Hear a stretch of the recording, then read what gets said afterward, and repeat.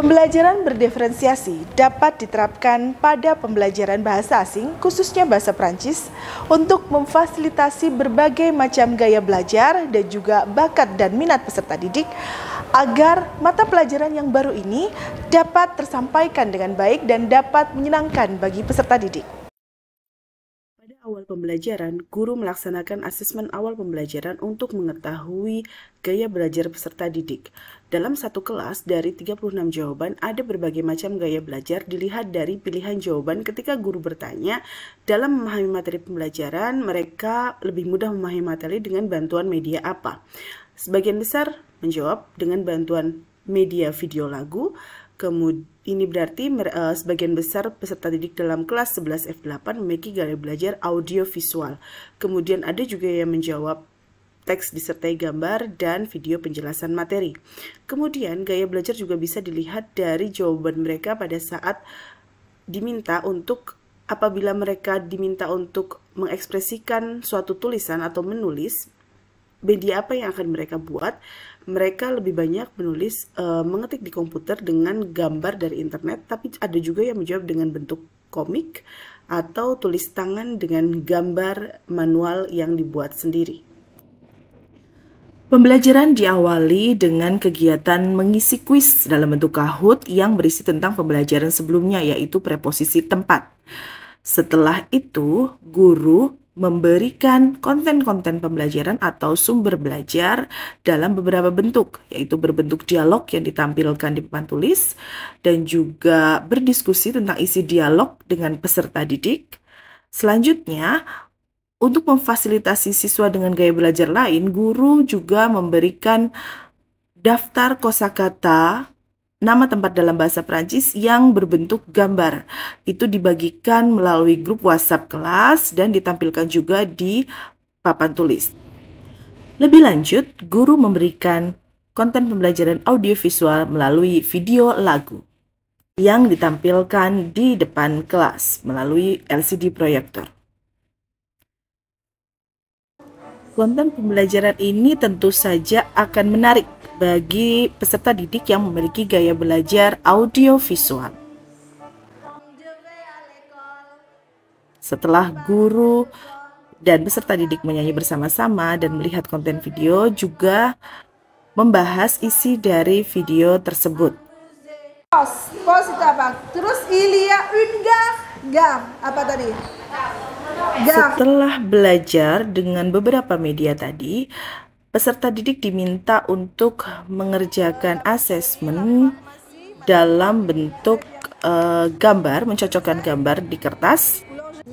Kemudian kosakata-kosakata tersebut disusun menjadi sebuah kalimat melalui permainan word wall. Serta menyusun kata-kata yang acak menjadi sebuah kalimat dengan permainan. Di situ mereka berlatih membuat kalimat. Selanjutnya, peserta didik diminta untuk menyusun kalimat-kalimat menjadi sebuah dialog dengan media permainan, mencari kawan. Permainan ini tentu saja akan sangat menarik bagi peserta didik yang memiliki kecerdasan kinestetik karena membutuhkan gerakan-gerakan di dalam kelas, kemudian bersuara kencang untuk menemukan teman-temannya. Setelah berkumpul dengan teman yang sekelompok, mereka menyusun dialog untuk kemudian dikoreksi dan berhasil apabila menyusun dialog dengan benar.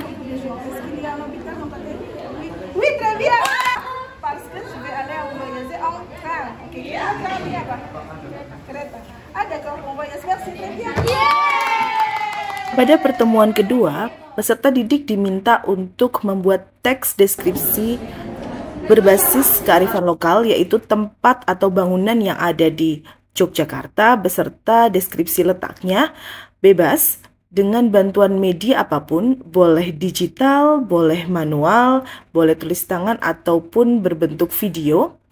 Kemudian produk-produk yang dihasilkan oleh peserta didik sudah mencerminkan diferensiasi produk. Ada yang berbentuk komik, teks digital, teks tulis tangan, bahkan dalam bentuk video juga dihasilkan oleh peserta didik. Setelah pembelajaran selesai, guru melakukan refleksi dengan meminta peserta didik mengisi Google Form dan melakukan wawancara. Pada hari itu saya cukup puas dan cukup senang karena pada dasarnya ketika metode pembelajaran yang diberikan oleh Madam Arni itu cukup memberikan saya kemudahan dalam mengekspresikan cara saya dalam belajar. Saya sangat senang karena saya sendiri suka membuat video animasi Canva. Saya bisa menambahkan elemen-elemen yang merepresentasikan karya saya. Jadi saya ketika melakukan sesuatu yang saya suka, saya pun juga enjoy dengan pembelajaran yang diberikan. Saya lebih enjoy dengan membuat komik karena menurut saya dari gambar saya bisa lebih belajar dan memahami apa arti dari tulisan, karena saya cenderung kurang bisa belajar kalau itu tuh cuma tulisan aja gitu. Jadi saya enjoy dengan pembelajaran diferensiasi dari Madam Arni kemarin. Saya pribadi, saya lebih suka waktu kita lagi nyanyi-nyanyi itu karena saya sendiri suka nyanyi dan saya bisa lebih mudah menghafal kalau lewat lagu gitu. Jadi saya cukup senang. Untuk saya lebih suka ketika membuat karya karena seperti yang saya sudah bilang, saya dengan gaya belajar visual itu saya lebih nyaman dengan melihat gambar-gambar karena saya tidak begitu pandai menggambar tapi lumayan suka coret-coret. Sekaligus juga kan saya juga menulis manual, jadi saya membaca lalu berpikir dan selain itu guru juga meminta rekan sejawat untuk memberikan respon atau umpan balik pada praktik baik ini. Dari SMA Negeri 9 Yogyakarta, saya terinspirasi mengajar dengan menggunakan pembelajaran berdiferensiasi setelah menyaksikan pembelajaran yang dilakukan oleh Ibu Ketko Rianti Arni. Sangat menarik dan sangat menyenangkan untuk anak-anak. Anak-anak sangat senang dan pembelajaran menjadi lebih meriah sesuai dengan bakat dan kemampuan masing-masing siswa. Terima kasih Ibu Rianti Arni.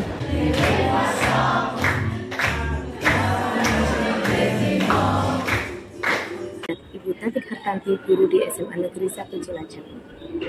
Pembelajaran yang diterapkan oleh Ibu Rianti Arni tentang pembelajaran berdiferensiasi ternyata dapat diterapkan di SMA Negeri 1 Cilacap.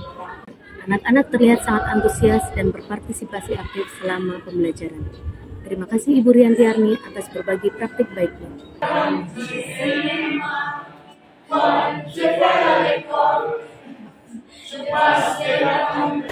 Demikianlah penerapan strategi pembelajaran berdiferensiasi pada mata pelajaran bahasa Prancis yang meliputi diferensiasi proses, konten, dan produk. Semoga bisa menjadi inspirasi guru-guru di Indonesia, khususnya guru bahasa asing. Terima kasih.